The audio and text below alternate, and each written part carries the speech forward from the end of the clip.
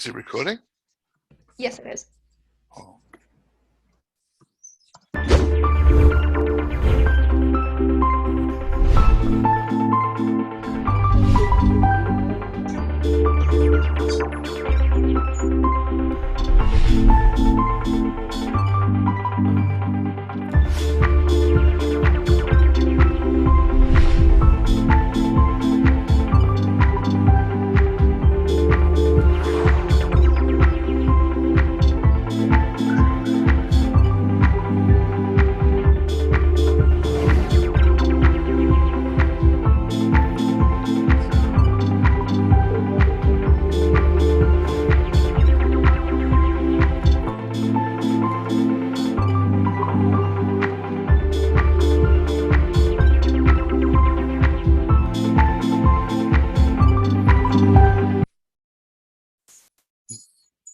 Well, I'd like to welcome you. My name is Andrew Maxwell.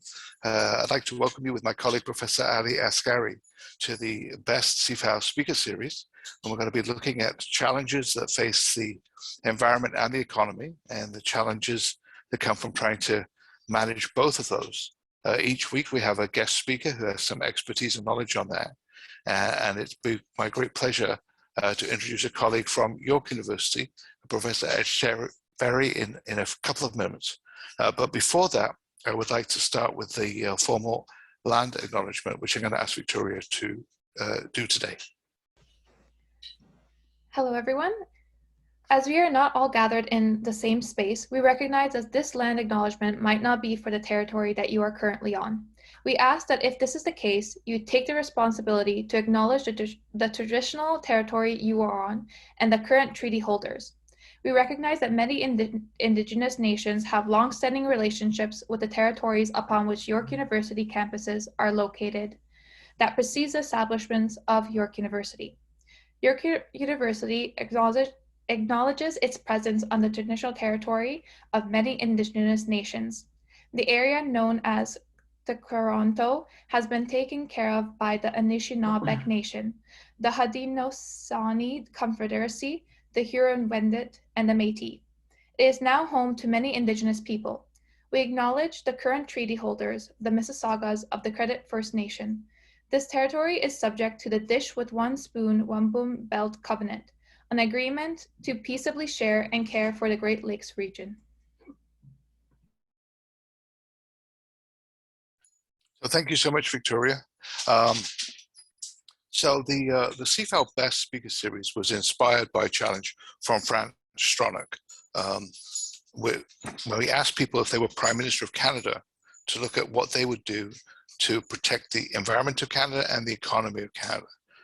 You can read more about it on the SaretScholarship.com website. The top prize is $100,000, a bunch of other prizes, and 22 Saret electric vehicles.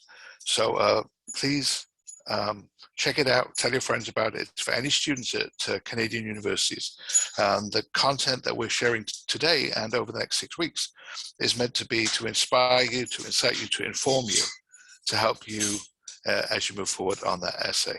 So without further ado, my great pleasure to introduce Professor Jose Etcheverry, who has been a champion for both of those issues for many years at York, and involved actively in a number of projects and activities. And he's going to share some of those, I think maybe even from the campus. I don't know what that place looks like anymore, haven't been for a while, but from the campus, share his insights and experiences. So welcome.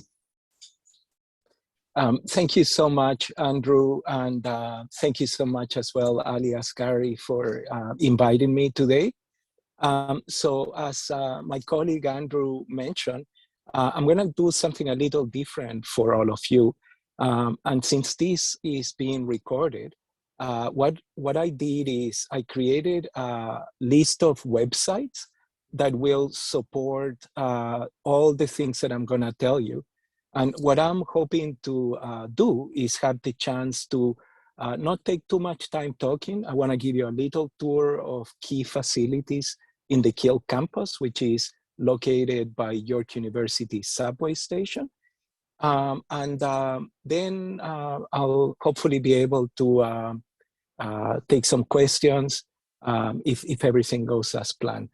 The key point here is that what we're trying to do here is in real time, try to address some of the key challenges that the human race is facing.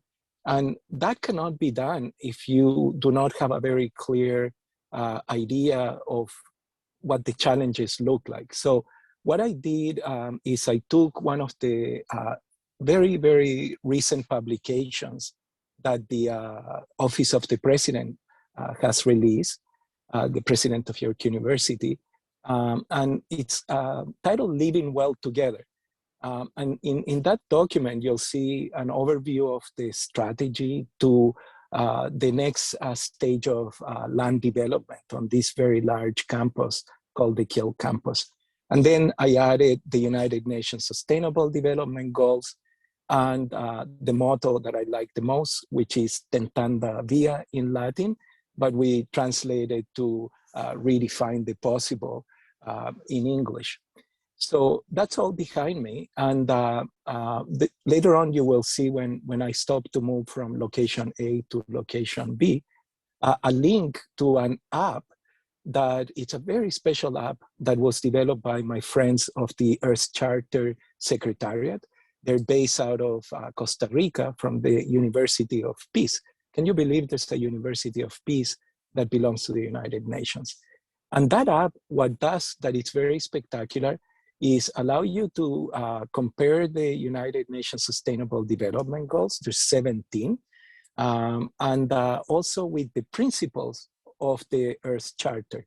So 17 principles of the Earth Charter are juxtaposed to the 17 United Nations Sustainable Development Goals. And when I stop the tour, you'll be able to see that in real time. And I urge you to download all the things that I'm gonna send you. And when this is sent to other people, make sure you include the list of websites that have curated what I'll say. So the first thing I need to do is actually now put a hat on, ask Andrew and Ali if they can hear me okay, because we're gonna go outdoors.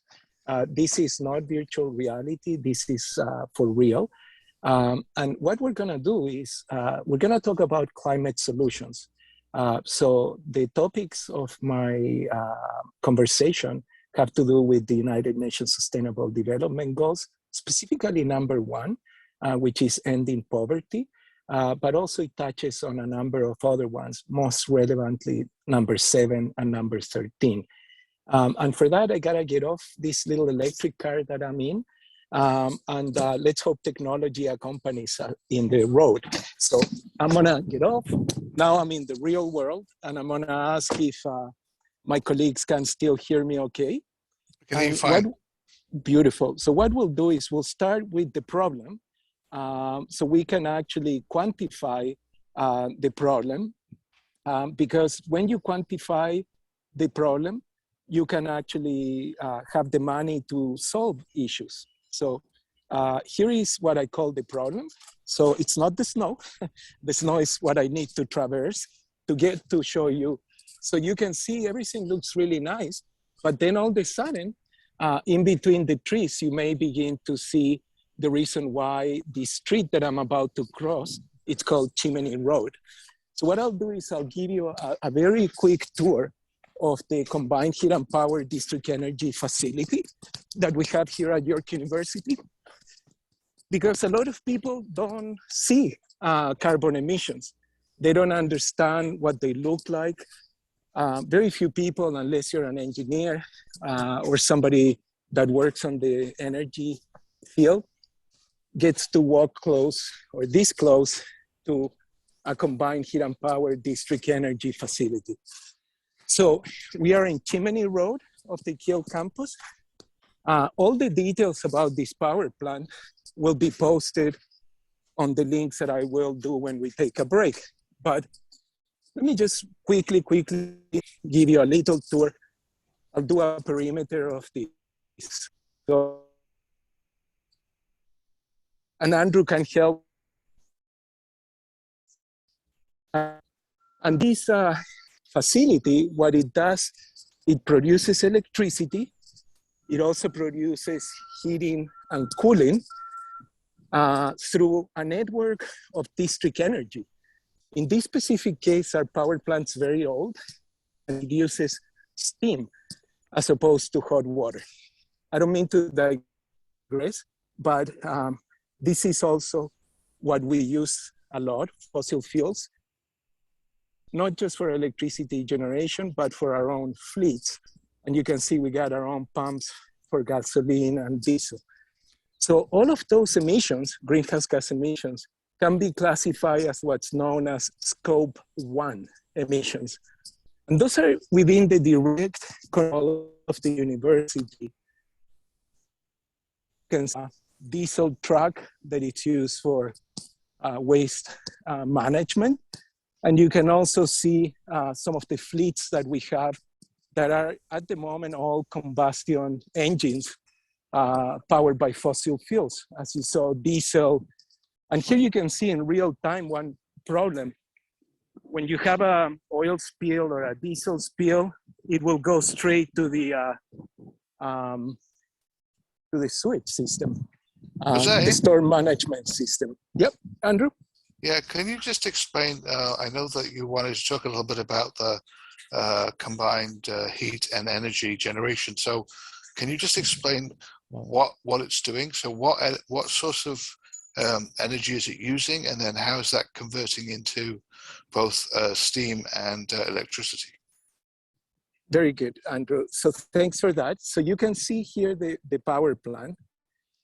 So inside of that building, we have thermal electricity generators that usually burn natural gas. They also have the ability, there's some generators to burn bunker fuel, so diesel.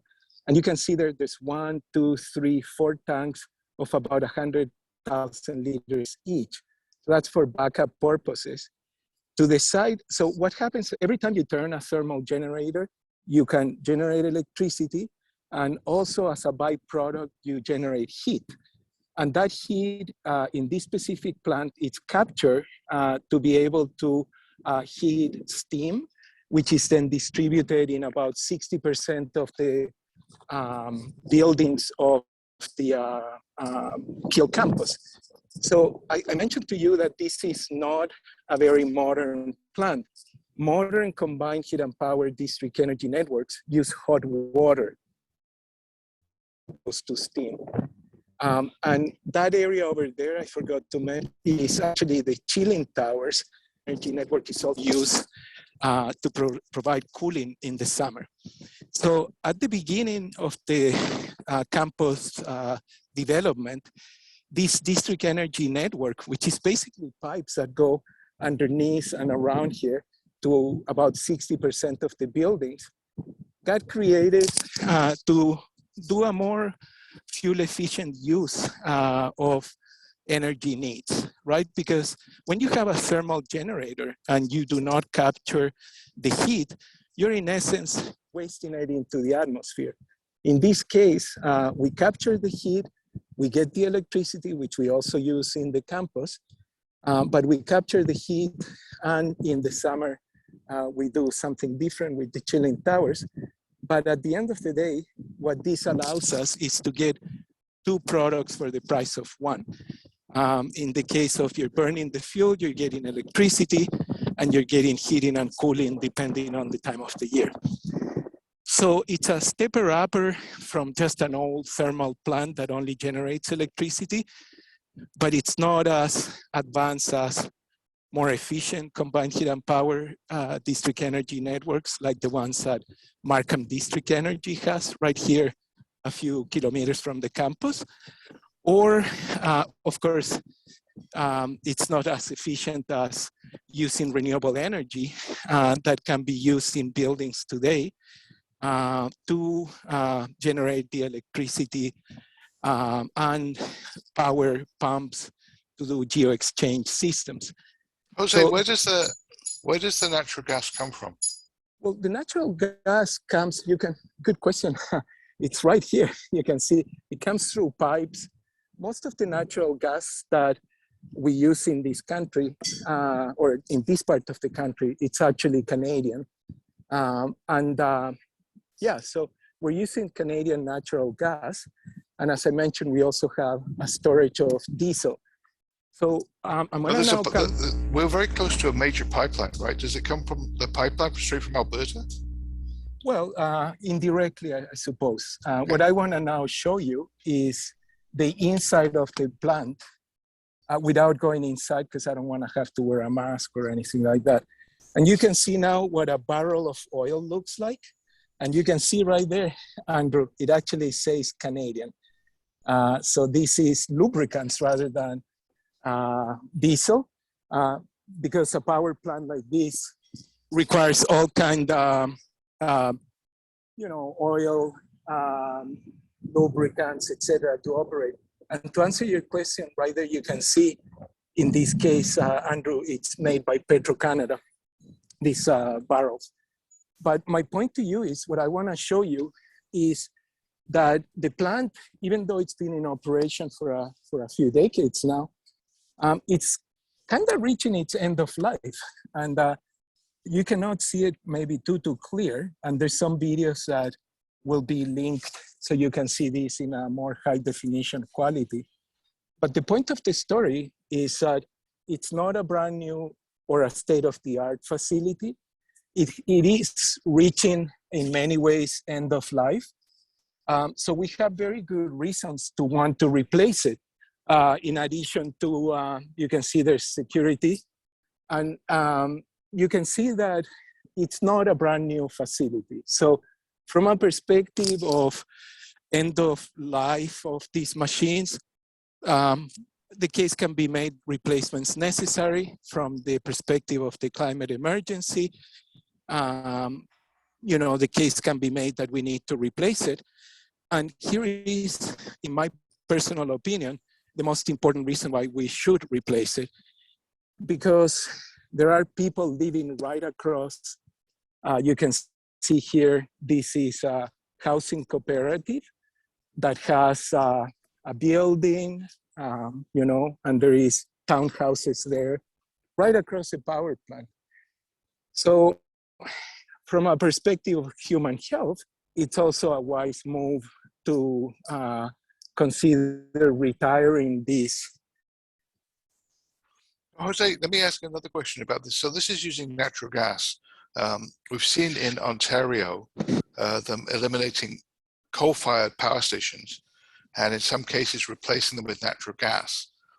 Well, what is the benefits of replacing one fossil fuel with another? Well, Andrew, it's absolutely right. I just wanted to, at the moment, show you the proximity of the chimney. It's just across the street from high density areas. So let me just navigate this carefully so I don't get killed answering the question. and to answer the question, we were able to phase out coal power in 2014 in the province of Ontario. And Andrew is absolutely correct. In addition of developing a lot of renewable energy, a lot of natural gas power plants were introduced. Natural gas, it's, from a greenhouse gas perspective, a problem. From an air pollution perspective, is less of a problem than coal power. But as a friend that it's a very wise architect from the States says, being less bad is not the same as being good. So ideally, we should replace, all fossil fuel generation with 100% renewable energy as soon as possible. So what I'm gonna do now is I'm gonna pause for a minute because I'm not gonna drive and talk. That's not proper. And what I'll do is, before I drive to the next location, I will put the links that I promise you in the chat box, so folks can actually begin to download them into your own systems. Because what I'm saying, it's actually couching a lot of context. So give me 30 seconds I'll be in the next location in about a minute, but I use 30 seconds to put the text in the chat box. and to get to my next location in about a minute. So bear with me, I'll be right back. No problem. Thank you so much. So this literally is live from York University. So we're very pleased that both CIFAL and BEST are located at York, although virtually to some extent. And sustainability, a big issue for the university, but for the country also. You know, mapping the path forward, as Kevin talked about last week, is going to be a big challenge and a big opportunity. I think he said the energy transition was going to cost $570 trillion. But once you get past a few $100,000, my mind can't cope with those numbers, but it's a big opportunity and it's a big challenge. And how we do it is going to be influenced by individual institutions such as York University. There's going to be of the introduction of politicians, both federally and provincially. But also it's going to be partly a function of technology. If we develop technologies that can address some of these issues, then it'll be much easier to deploy some of those. And some of those things, again, we talked about some of those last week. So one might think, as you're trying to discuss the issues of how do you protect the environment and the economy, carrot and stick. In other words, how do you make people behave in a way that reduces less carbon, or stick, how do you encourage people to behave in a way that protects the environment and the economy? That's true, Andrew. And I think considering that how many universities we have in Canada and also globally, the universities are by themselves like a mini city, and they can not only assist with that through their changing their operations, but they can also be a role model for how such communities, let's say mini communities or cities like that, can also function with sustainability in mind in their operations, in their activities. And this is just also beyond, you know, the research and training, education elements, just their own operations. Absolutely, and it's kind of one of the things that's so exciting for us at the moment. I'm going to say led by Nicole, but with lots of support from across the campus, is the idea of using York University as a living laboratory, where we can try things to incent people to behave better, to train them to improve better, and to deploy technologies to have impact. So, as you just said, Ali, we have a mini city. We have a mini city that's committed to making change, having impact on our communities, and addressing sustainability issues. And part of the momentum that we're trying to build through this lecture series and other activities includes using the campus as a living laboratory to both expand our impact and to actually prototype new ways of doing things. Exactly, and that is what Jose is doing in his research and training and education. He has been really active in creating some of these good examples. Me okay? Yes, I think you're back in, and we cannot see you, but I think we can hear you. Yeah. Yeah, can you see me now? Yes. See the image, we can see the station. Wonderful. Yeah. So what is, I hope you can see the links now. That is the solar charging station that it's in the links that I sent you. So we built this originally a solar charging station for electric cars. And now it has evolved to a training facility. What we're doing here is this all that you see was made locally. The solar cells are made by CIFAL, which is a company that is based out of Mississauga. The structures are made by Kinetic Solar, which is a company that is about 8 blocks from here. The boxes that you see here were made in Guelph, Ontario. There's battery packs inside. We still have a charger here for electric vehicles, but now we're working on a different approach. We want this to become a place to charge electric vehicles, to repair small electric vehicles, electric bicycles, electric motorcycles, and wheelchairs. And the next iteration on the work that we're doing has to do with this big red box that you see here. This is a solar, with a system. Somebody parked there, so I can't really show it to you properly. But you can see that it's full of solar cells on the walls. We can also put on the roof solar cells, and it has a battery pack system that allows these solar boxes to be operated 24/7, 365.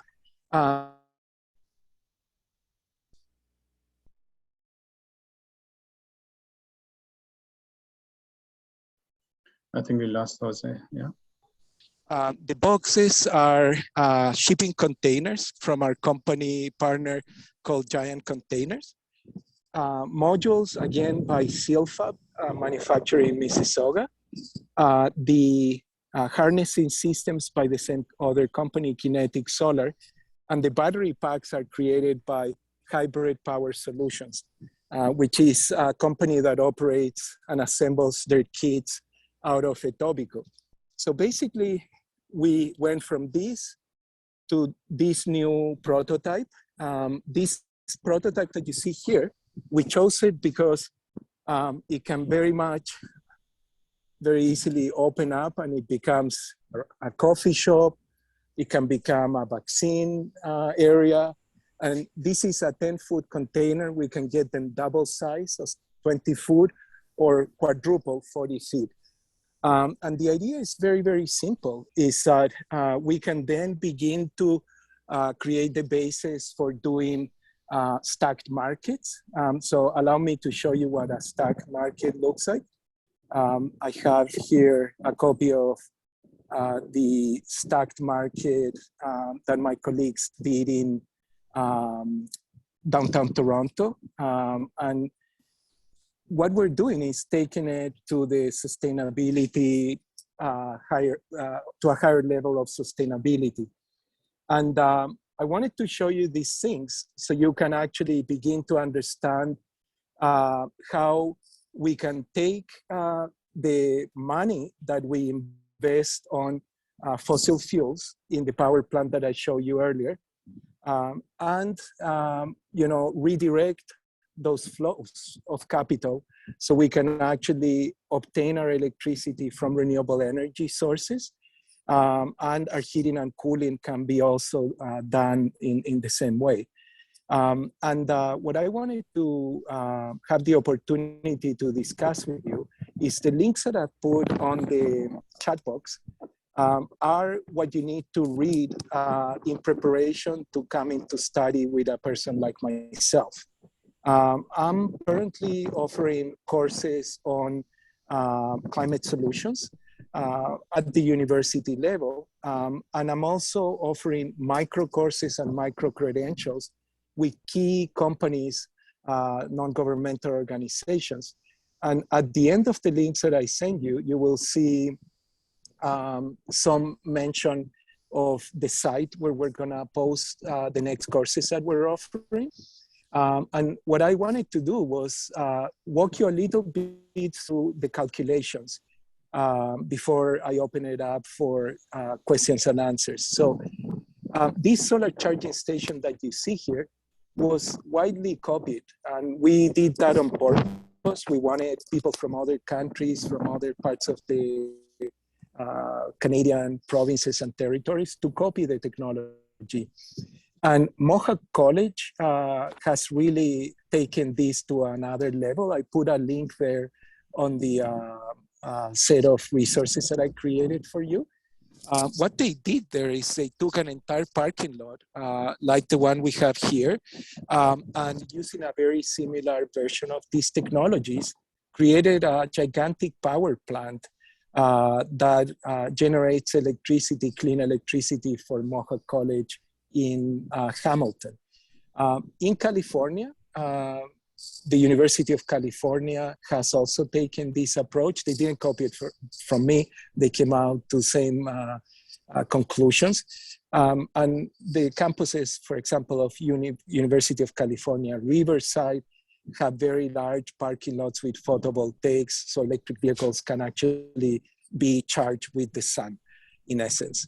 And to be able to do these numbers, you need to have software. And what I created there in the links is a link to Red Screen Expert, which is a software that we're partners with in Natural Resources Canada. So those of you that are interested in these things, make sure you contact me and we talk about you getting a license from us to be able to do your own research using Red Screen Expert. I also put a link to Helioscope. Helioscope is another software that we use a lot in our classes, which allows people to basically simulate what a parking lot can do, or pretty much the roof of a house, a building, anywhere in the planet. And it allows you to take the calculations from Red Screen Expert to a more practical design level. Red Screen Expert's great to get an idea of the emissions associated with different power projects or energy projects. It also allows you to understand and create comparisons of, okay, if we're gonna displace the Chimney Road facility, how much photovoltaics would we need? What other combinations could be created, etc. And it gives you an idea of how much it's gonna cost and how much it's going to save in terms of greenhouse gas emissions and fuel. The other thing that I did is I gave you a link to the Scope 1 emissions of York University, which are posted on the Energy Management Office. And you can there take a look at the emissions on a yearly basis. Not every year is there, and that creates a problem. And that's why I classify it as, we need to look after from a perspective of protecting the earth at historical emissions. So York University began to construct itself in the late 1950s. And year after year, we are responsible for emissions that are still in the atmosphere. However, we only have one proxy at the moment, which is Scope 1 emissions that are curated or summarized in the website that I included here. So when you put it all together and start working systematically with the websites that I sent you, what's gonna become clear to you is that there are ways to finance new projects. However, at the moment in Ontario, and I need to be very transparent about this, we do not have policies to enable the implementation of renewable energy as easy as it should be, as it is in all other jurisdictions that are part of, for example, the G7 nations. And don't want to get too much in the technical details, other than telling you this. We have a very unique policy window happening right now in Ontario because there's an election. There's an election coming in June, and that creates what we call a policy window, because the people that want to become the next government of Ontario, all of them are now open to the idea of having different solutions considered to become policies if they become government. So this only happens in Ontario every 4 years by law, but sometimes it can be less or more than that. So what I do is urge everybody that it's either listening to this live or later on as a recording to look at all the links that I gave you so you can systematically work your way down to the last link I put there, which actually it's a really nice asynchronous resource from my colleagues at Penn State, the Drawdown Project. And I wanted to provide you with the opportunity to ask me any questions that you may want to pose, because the beauty of a meeting that it's live, for those of you that are live with me, is that you can contribute to my own thinking, because people have knowledge that comes and stems from different perspectives. And I wanted to end my monologue by opening a dialogue about perspectives. I want you to, perhaps challenge what I'm saying if you feel that it needs to be challenged, or ask me if I can clarify things that I may not have said clearly or may have missed altogether. I am not perfect, but I can change. And I change thanks to people like you that allow me to see things differently. And they're, more importantly, allow me to end on this note, is working with colleagues like Andrew, Ali, and Nicole Arsenal, just to mention 3 people that I work with and I want to continue to work with as time progresses. We can actually come up with solutions that can be implemented in our campus here, and more importantly, transform our campus into a living laboratory, not just of technologies, but as the new president's report says, as a strategy for living well together. So what I'll do is, though it's thankfully only 8 Celsius, I will go back to my beautiful electric car, put the virtual reality with the slide that I started, and open it up for questions. So let me just can you show us your electric car also? Well, I kind of hesitate to do that because I'll say if you show us, then Elon will give us money and sponsor us. Well, but maybe Frank won't like the idea as well. But my point to you is, my family has a priority of transport. We walk, we bike, then we do electric vehicles. So we have a Nissan Leaf, which is a really neat car for short distances.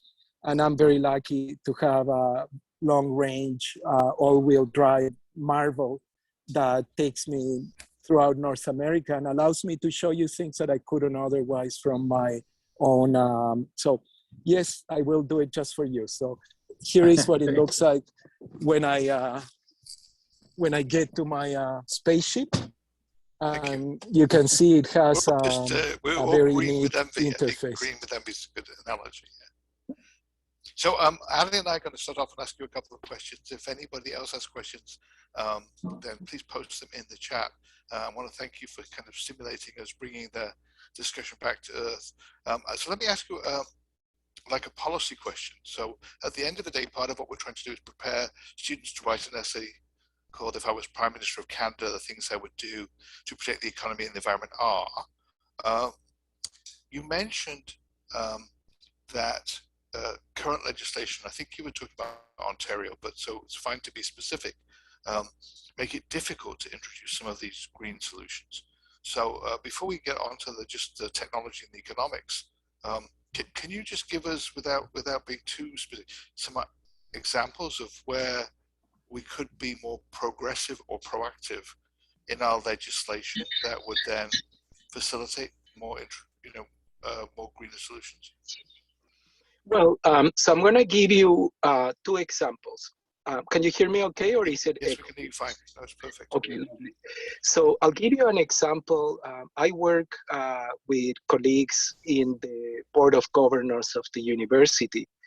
And one of the things that I'm very proud that we have implemented in York University through the collaboration of facilities, staff, and Board of Governors, it's a policy to favor local procurement.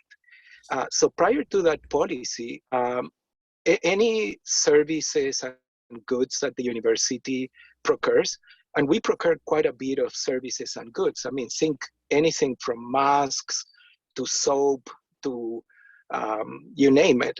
We purchase a lot of things. And before this policy, we only consider basically price as one of the guiding principles. Now we have passed this motion, so folks that do procurement need to pay attention to local supply. So if something's manufactured locally, whether it's a service or a good, it will have priority of purchasing here at York University. So imagine, Andrew, if all the colleges and universities in Ontario, let alone all of Canada, did the same, we would do what's called market transformations very quickly.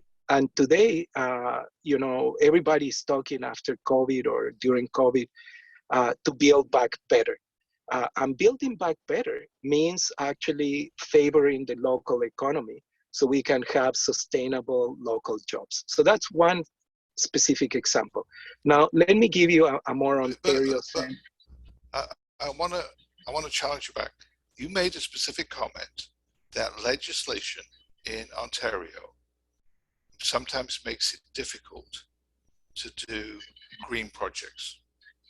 Yes, so I was going to give you a very specific example, right? So, and just to end on what you asked, Andrew, I'll go to the other example, but give me 30 seconds. At the moment, the Ontario government and the Canadian government don't favor procurement as we could. Like, we need to ramp it up a little bit more. So all public institutions that receive governmental funding, whether it's federal, provincial, or municipal, should favor local economic development by favoring the purchasing of locally made goods and services. But I'll stop that. I'll give you a very specific example. In Ontario, as Andrew was saying earlier, those of us that work on the coal phase-out, which was a campaign that many of us began in 2003, we wanted to stop the use of coal power because it contaminates the local airsheds, and it was responsible at the time for 28 million tons of CO2 per year going into the atmosphere. So as time progressed, we were able to do knowledge acquisition and dissemination. So the policymakers in Ontario developed a new law called the Green Energy Act, Green Energy and Green Economy Act, which favored the creation of incentive systems for renewable energy development. These incentive systems, they were called feed-in tariffs, and they were called that because it gave people like me, that I'm a renewable energy developer, an incentive for 20 years to sell renewable energy electricity at a premium. The rationale behind that was, at the time in 2009, when these policies were implemented, renewable energy was not as advanced as it is today. So these incentive systems were needed. By the way, they're still needed for some technologies. But what happened is all that policy infrastructure that also included a functioning carbon market between Ontario, Quebec, and California was dismantled in 2018 when the current government gained power in Ontario. And those policies were not replaced with more effective policies. We simply took effective policies away. And by we, I mean the people of Ontario, because I live here. But my advice would have been make the policies evolve, right? So we need to do policy evolution. And I'll stop by saying this. What type of policy should we be implementing in 2022 and beyond? And I'll end on that, Andrew. We should be doing new renewable energy policies, for example, that allow the creation of solar bonds. Solar bonds, it's something that was prototyped here in Ontario by a non-governmental organization called Solar Share. And it works really, really well, because what it allows to do is that people that don't have the geographic space to develop renewable energy projects, but want to invest their money on something useful for society, they can purchase solar bonds that yield a very nice return on investment, or they used to when we have policies that permitted to do this. And then you can become a sort of like a co-owner of a renewable energy project and receive a return on investment that is very favorable to your family. Well, I would propose that that's the type of policies that we should implement in 2022 with the new government. Whomever becomes new government should recognize that renewable energy creates local jobs, and that if the policies are implemented to favor the local economy and local people, communities and individuals can come together to implement renewable energy projects that create multiple benefits. And going back to the UN SDGs, the first UN SDG we need to pay attention to, number one, it's ending poverty. And the best way to end poverty is by creating good quality local jobs that are sustainable from a financial perspective, but also from a perspective of ecology, environment, society, etc. So a long answer, Andrew, but I think it's a wholesome one. Yeah, no, I love the answer, and I've always advocated that procurement policies could be a driver for innovation, and most of the procurement policies institutions have stifle innovation because they want you to go to 10 suppliers and they want you to choose on price. That tends to stifle innovation. So I think you're absolutely right. I'm going to ask one more question, then go over to Ali, and then we have a few questions from people on the call. Just a simple practical one inspired by your charging station. I know that you've given us some links to resources to help calculate it, but I'm always concerned about the economics of solar to create charging for, Tesla vehicles. Do the economics at all work out? Should everyone that has a Tesla at home have a solar charging station? Should we have solar charging stations on campus, or is the technology not there yet, but promising for the future? So where are we at in the use of solar to create clean energy?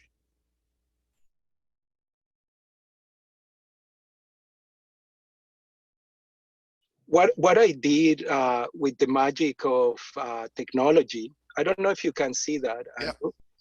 So that is the answer to your question. I actually have evolved my thinking to favor what's called the last mile or last kilometer electric vehicles. So this solar charging station, I need to work with Nicole Arsenault and colleagues from facilities, Anthony Barbizan and others, to make sure that we can evolve this solar charging station for small scale electric vehicles.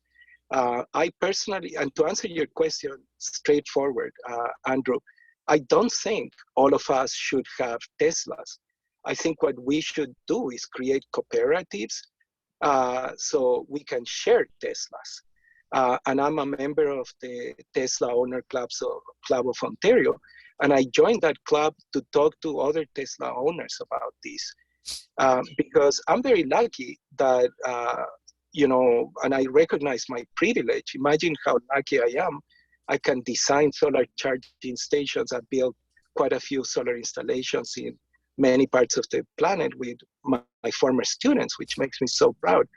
But I'm lucky to have a Tesla, and I would love to share it. In fact, I share it with my family. My family all have access to it. You're going to be my brother. my point to you, Andrew, is that I think solar charging stations for fleet of Teslas that are shared is what I advocate. And I'll be totally transparent with always. I belong to a group that does calculations. And one of the things we were doing for the European Union is to look at the periodic table to try to understand, okay, where are we going to have material bottlenecks for developing the technologies to solve the climate emergency and other sustainability challenges. And it will not work if 8 billion people have 8 billion Teslas, but it will work if 8 billion people share 1 billion Teslas, just to give you a very big number. And what's beautiful about that, and Andrew, I know you know this full well, and so does Sally and a lot of people in the audience, we couldn't do this 10 years ago. First of all, Teslas were in diapers, but secondly, we didn't have the connectivity that we have today. I mean, if I had told you 10 years ago that we would be having a class or a talk via a phone that you could actually show in real time different places, and that I would be moving around an electric car that is pretty sophisticated, you probably would not have believed me. But here we are. So now we need to take it to the next level, which is the share economy. And that can only be done now because A, we have an imperative to do it. Things are not working, and they haven't been for a while, through the legacy of the 20th century and before industrial revolution. But now we can do things we couldn't do before. And we need to do them not so much for ourselves, the lucky ones that have what you and I have, but for everybody else in the planet that, at the moment keep being left behind. And we're about 7.5 billion people. And give or take, it's just a billion, maybe 2, that have access to these technologies that I have in my hand right now and that everybody is using. But the other 5 billion people are in dire straits right now, thinking where dinner's gonna come from, where lunch's gonna come from, where breakfast's gonna come from. And that's where universities, in my personal opinion, and other public education institutions have a very important role to play.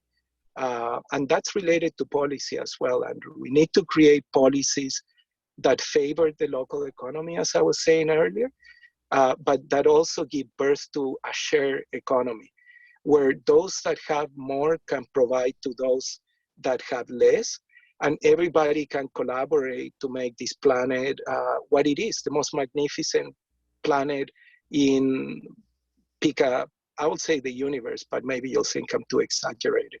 But it is a spectacular planet, and it's incumbent on all of us to find new ways to create employment that won't destroy the planet, that in fact will enhance the quality of life of everybody. And I know it sounds a little altruistic, perhaps too abstract, but that's what should guide our pragmatism. It should be guided by this imperative of ending poverty, United Nations Sustainable Development Goal #1, and to begin to share the wealth of the planet in a more equitable way. And we did that at the beginning of the talk by acknowledging that the land that we sit here at York, we're just the caretakers. It does not belong to us. It belonged to other people that came before us. And it will be inherited by the 7th generation. So allow me to conclude that very long answer by saying that's what guides my thinking and my teaching and my research. Absolutely. Now we have a few questions on the chat, but I do want to give Professor Ascari the chance to ask any specific questions he would like to address as we move to the close. Sure. Thank you very much, Andrew. I actually prefer if we give this chance to participants. I know, for example, Karim has started a question. Karim, would you like to go ahead with your question? I have some. I will do it after the participants. Thank you. Go ahead. Thank you, Professor. I'm a student from Schulich MBA student. I have a quick question. Do you think solar power is the final solution to support the batteries? If we replace the battery cars, replace the fossil fuel by the battery cars. But in my opinion, because a lot of solar power panel manufactured in China, and the mining from the upstream, the mining site to the downstream processing factory, there are some pollutions in this solar power panel. But some people said nuclear power maybe is more clean because the release is 0 and it's more safe. So I want to have your opinion about that. Thank you. Thank you for the question. So I'll summarize it with a short answer. I belong to a group of researchers and activists and politicians and captains of industry that believe that we can go for 100% renewable energy as a society. So solar power, solar photovoltaics, it's one example. Wind power is another example of solar power. Most people don't realize that the sun is the engine of the wind. But the point of the story is that renewable energy can be implemented on a diversity of ways, not just for electricity generation, but for heating and cooling. And you're very familiar with renewable energy because we call it food. Food is grown by and large through solar power and through photosynthesis. But your point touched upon two things that I need to unpack. Number one, are they toxic materials involved in renewable energy? sometimes if it's poorly made and it's poorly acquired, and that needs to change. So there are a number of efforts in countries around the world to create what's called extended product responsibility. So what we design actually gets designed with a cyclical way of thinking rather than a linear end of pipe kind of solution.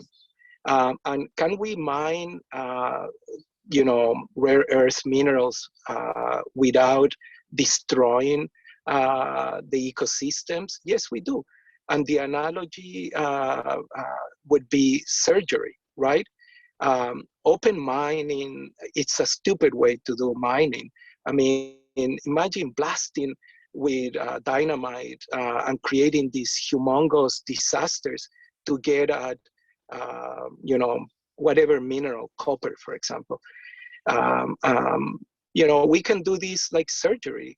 In surgery, we do not explode a device to get to a pancreas or to a liver or to the heart or to a lung. We use very precise tools now. We use lasers, so we do precision medicine, we can do precision mining. Now, there's also a lot of social considerations that need to be taken into consideration. And I'm telling you, my colleagues in the School of Business are developing a mining program that will focus on all of this when it's released publicly. It'll be focused on sustainability, equality, things that now are of paramount importance. And the third aspect, so can we do things better? Absolutely, and that's the role of universities and public education. It's to come up with new practices, new codes, not just new policies. That is the role of a proper university, a proper public education university. You mentioned nuclear power. Well, not a fan, I'll be honest with you. I've been to Fukushima twice after what happened there, and I would not really recommend it. First of all, very expensive. Second of all, very dirty. And third of all, which is the most worrisome thing, just a little bit of radioactive waste can create a terrorist dream. And that puts all kinds of security problems. It's a miracle that we haven't had more problems than we've had. There's less than 500 nuclear power plants in the world, last time I checked. And maybe there's plans to build a few more. But the percentage that of the energy demand that these nuclear power plants can provide and the speed that we can build them safely, it's not going to work. We've been trying to do it since Second World War, when the Atoms for Peace program was conceived, developed in the 60s. Here we are in 2023, and we just have less than 500 nuclear power plants, and quite a few of them are garbage. I mean, I'm not gonna say because I don't want to insult countries, but if this interests you, look up if you have a nuclear power plant and try to figure out is it a good quality one? Because there's quite a few lemons out there. Ask the people in Chernobyl what they think of nuclear power, the people from 3 Mile Island, the people from Fukushima.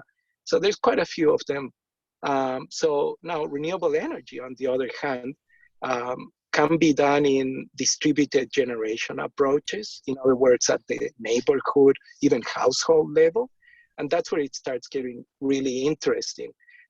Renewable energy is a technology of peace. Nuclear power is a technology of war. It was born from war. And every time countries, I don't want to say names because I don't want to insult anybody, pretend that they want nuclear power, it's not necessarily for the electricity generation. It's because they love the idea of having the atom to make bombs, and ask around or do a little research and you'll see this is a problem, a huge problem. And I'm trying to be very polite to not offend any ethnicity or nationality, but renewable energy has now evolved to be commercially available worldwide. It benefits particularly photovoltaics from economies of scale and production scales. So the more we make, the cheaper it becomes. Wind power, it's not as simple. but we understand it very well now. And there's entire nations and blocks of nations like the Scandinavian Nord Pool, where Norway is providing the big batteries. It's called hydroelectric power. They have high voltage DC cables that go all the way to the continent, even to some of the islands. And the Nord Pool operates in wind power when there's wind power. And when there's no wind power in Sweden or in Denmark or in Germany, the Norwegians release water from their hydroelectric facilities. And maybe too long of an answer, but let me tell you, I'm not a fan of large-scale hydropower. I like what's called pumped hydro, which is a much more interesting proposition because it can be done wherever you have, I don't know, 700-meter height difference. And you want to see how it gets done, go to the Canary Islands, to the island of El Hierro. There's a documentary in Netflix or maybe in the internet you can find on this. And I can tell you a lot about that because I was very lucky to work with the Technological Institute of the Canary Islands from 2014 until today. And I got to see how these pump hydro facilities are designed, built with the support of the local community and creating a very complementary solution, storage solution to ensure that the renewable energy flows that are variable, wind power, solar, can be backed up by pump hydro. There's other storage solutions, and we do a conference on this topic every year. So I didn't put it on the link, but look it up. It's called the International Renewable Energy Storage Conference. And we do that in Germany every year. And I invite you, if these things interest you, to meet us there. Yes, Andrew. Thank you so much for your opinion. I'm not going to pretend that I agree with you on everything you said, but I think you raise a lot of really good and important issues because I'm a fan of nuclear power, but I absolutely agree with every concern that you have about it. So I don't know that I have an answer to address any of your concerns, but just conceptually, I like the idea. But I do absolutely agree with your concerns. But on a personal note, my background is electrical engineering. And I spent my apprenticeship in GEC in Trafford Park in Manchester. And so that meant that for one summer, I was working on a pump storage scheme at Norwich in North Wales, actually building the switchgear to pump water, up the hill at night when it was very cheap and let it run down during the day. Interesting thing about that is that works because of nuclear power, because nuclear power provides power all the time. And so there's no demand for power at night. So it was basically harvesting the power that was, off peak and then supplying it on peak. So, but I do think there's a lot of issues. I think there's issues about lithium and battery technology. There's issues about the panels that solar panels are made of. And it's a debate. I think we're an academic institution. The benefit of being an academic is we don't actually have to come up and make a decision. We can just give two opinions or sometimes three different opinions at the same time. So I do want to thank you for your insights. Ali, please. No, I just want to mention that Tiffany is next online for. Please, yeah, I saw a question. Yeah, she's willing to verbally ask her question. Oh, please, thank you, Tiffany. Hi, Professor. Thank you for your engaging sharing and also taking us around the university. I have two questions. The first one is that, do you really think that electric vehicle is really the ultimate solution to fossil fuel powered vehicles, given that the issue we have now with all the battery disposal, and also we have like a shortage of battery materials to produce batteries? Do you think this is actually posing another bigger issue to us? Like, I know that the battery lives of vehicles are not that long, and we don't really have a sustainable way of disposing them. And the second part of my question, right, it's really a follow-up to Karim's question. When you talked about nuclear, do you think like nuclear fusion is like the next thing in nuclear? Like nuclear power, definitely. I understand how unsafe it is, but I read from I also read that they do have a new technology, and it seems more promising and seems to be able to use like some of the wastage that was produced in nuclear power to produce like new energy. So those are two big questions. So I'll do my best to answer both of them. So basically, the conversation on electric cars and batteries need to be a little bit sort of prioritized. And I said that earlier. In our family, we believe first walking, then biking. Maybe public transport should be there as a third option, and then we go with electric vehicles. Okay, and I'm not telling society what to do, but that's our family belief system. Now, when it comes to batteries, I spoke earlier about extended product responsibility, which is basically a policy to ensure that anything that gets designed and implemented can be dealt with properly, you know, as opposed to ending the garbage or whatever. So for batteries, we have a really good model, right?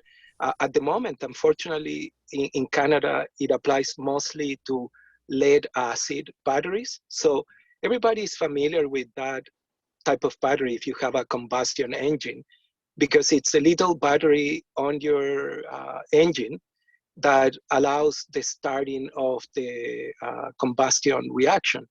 And those batteries need to be, you're absolutely right, Tiffany, replaced on a regular basis. How it gets done, it's a really good system that exists and needs to be emulated, which is, let's say you go to your favorite place to buy a battery.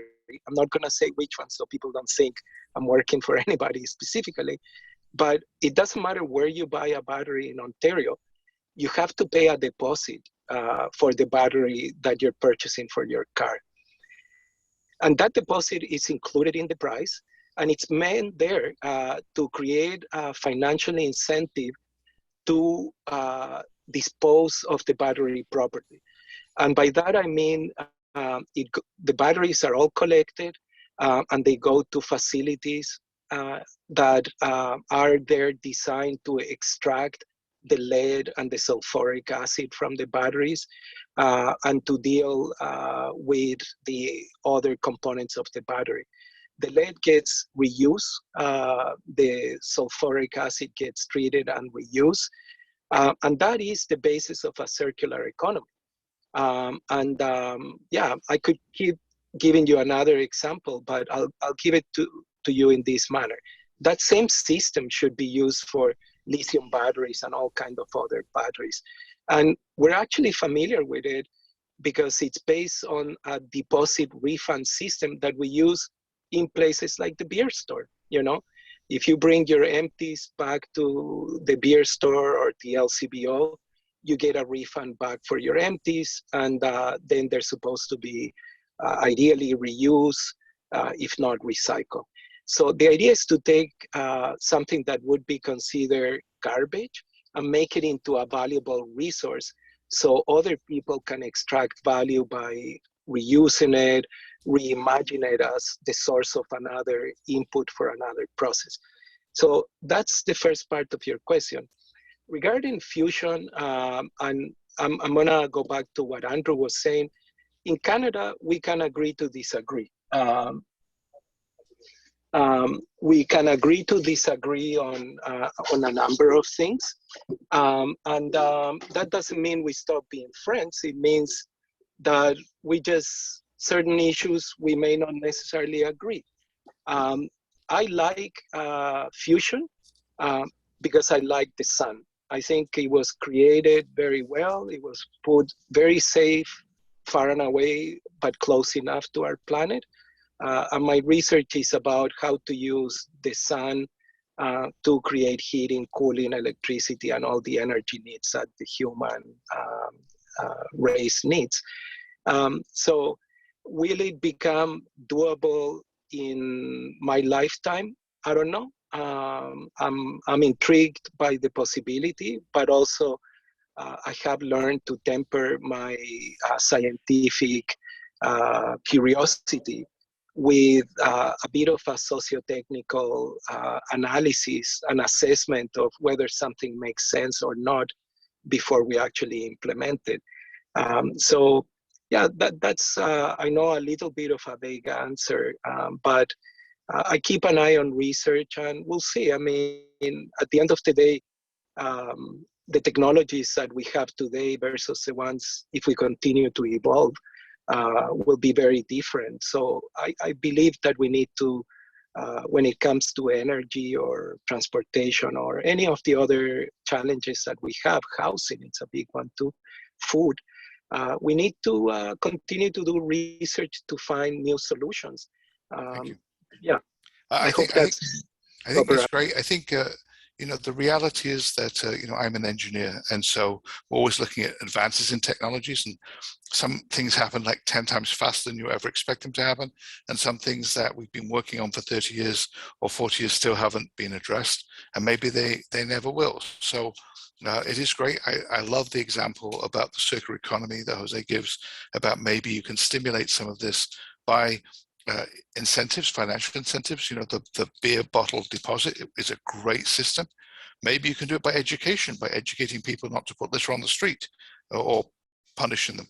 I think that more and more we need to look at what the outcome is that we want to do, and then try to find a combination of advances and technology, behaviors and economics to address these issues. And I think that's why it's such an interesting topic, and you know, at its heart, I would say a multidisciplinary topic, which is actually the inspiration for this speaker series and all of us working together. With I think one guiding challenge, I think one thing that brings us together, though not everyone here is from York, is that we want to use our campus, we want to use our community to make a difference. And so I think that's a really great way to kind of voice the conversation.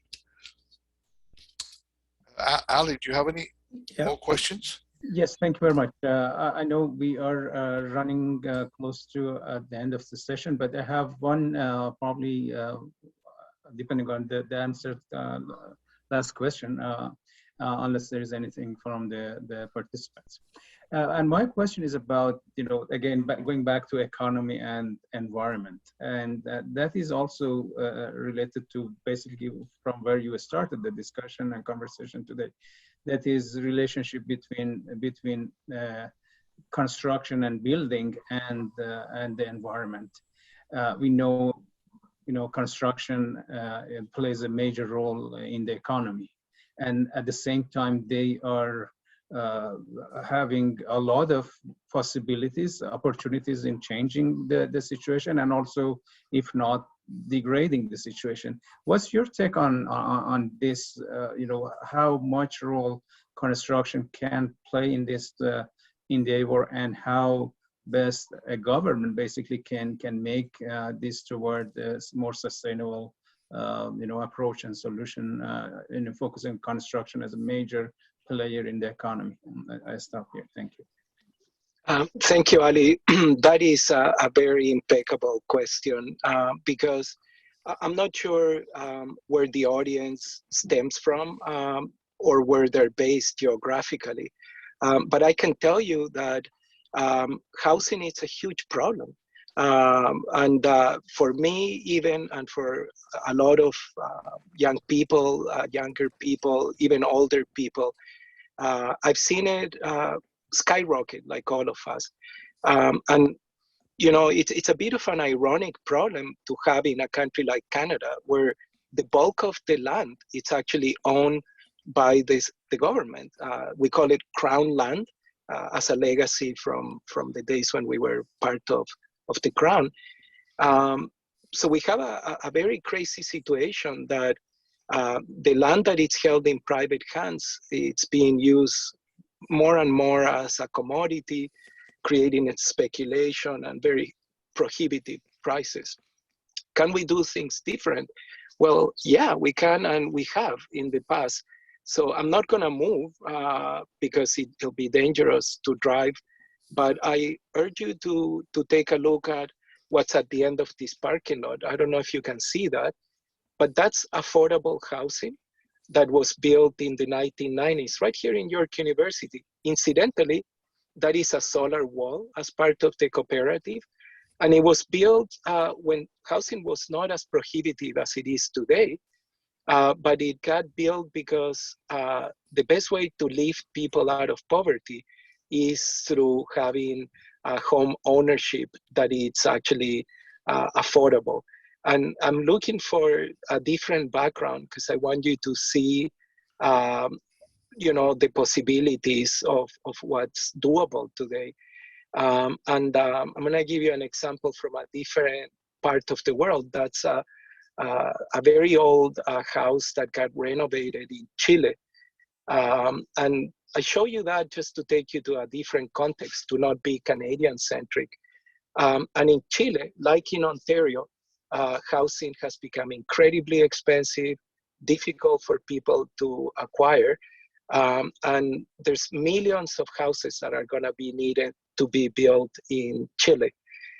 Here in Ontario, a recent report was commissioned by the government of Ontario and released very recently that calls for the creation of over 1 million homes in the next 10 years. So this is a new frontier of knowledge that York University hopefully will re-engage with. As I showed you earlier, we did used to do affordable housing and help host affordable housing in York University. So that's an entire area of research that we can develop, Ali. And I work very actively with a gentleman called Mike Labé that works for creating affordable housing in Ontario. And I wasn't gonna tell you about this, but since you asked, I'm part of what's called the Urban Economy Forum. And we will be opening the Urban Pavilion in Regent Park in Toronto in March. And a lot of the work I'll be doing from the pavilion has to do with the question that you pose, Ali. So to be continued, and I know that we're actually getting to the very end. So I reposted the links. I will send them to Andrew and Ali so they can send it to everybody else that couldn't be here. And I invite you to engage with myself and my colleagues. If you want to do undergraduate studies or graduate studies or postgraduate studies, we're here to help you. My area of focus is the Sustainable Development Goals. My area of expertise is number 7 and number 13. But I increasingly work more and more in number 1 and in poverty. And that's why I love the question you pose, Ali, because can we do housing different? Yes, we can. Can it be done with materials like the ones in the last image I have for you? Yes, it can. And right now in the Kiel campus, our colleagues from the Toronto Region Conservation Authority are building one of the largest lumber buildings ever built in Ontario. And we will organize a tour of that facility for all of you. And I'll post that in the website of the International Renewable Energy Academy. So you can see there behind me, that's the Aviva Center. And right across the stadium, Toronto Region and Conservation Authority is building this fantastic solar building made of wood. Wood can be grown sustainably, it can be grown locally, and it can be used to build large buildings, small buildings. And we need to figure this one out. I know we're out of time, so I'm gonna have to leave it at that. But thank you again for joining us today. And if you're watching this in the recording, please ask for the links so you can actually follow my train of thought and the connections that I created for you to be able to educate yourself. At the end of the day, you may disagree with what I'm saying, and that's totally okay. But at least examine where I'm coming from, and I try to give you a little bit of clues of links and software that contextualizes what I've said. So thank you again for your time, and I wish you all very well. Thank you, Andrew. Please, for the final conclusion and concluding remarks. Jose, thank you so much. It was really great, very informative, lively discussion. We certainly will post it, and well, I'm sure we'll be coming back to you for some more insights and thoughts as you continue to lead the way. I actually do not have the schedule for next week or the next couple of weeks. Maybe you have it, Ali, or maybe someone has it available, but it's posted on the website. We'll also be sending out invites to everybody to review the video material, and the speaker series is every Wednesday at 12:30, and we hope that you will join us for other sessions, both to get involved in this discussion, and if you're any student involved in the SARIT scholarship competition. Thank you. So next week we have Charles Hopkin, also from York University, and then Eric Miller, Lena Brand-Carrera, Adil Baran, Steve Cohen, Nelson Switzer, a packed schedule until the end of March, and who knows, maybe beyond. So thank you for joining us today.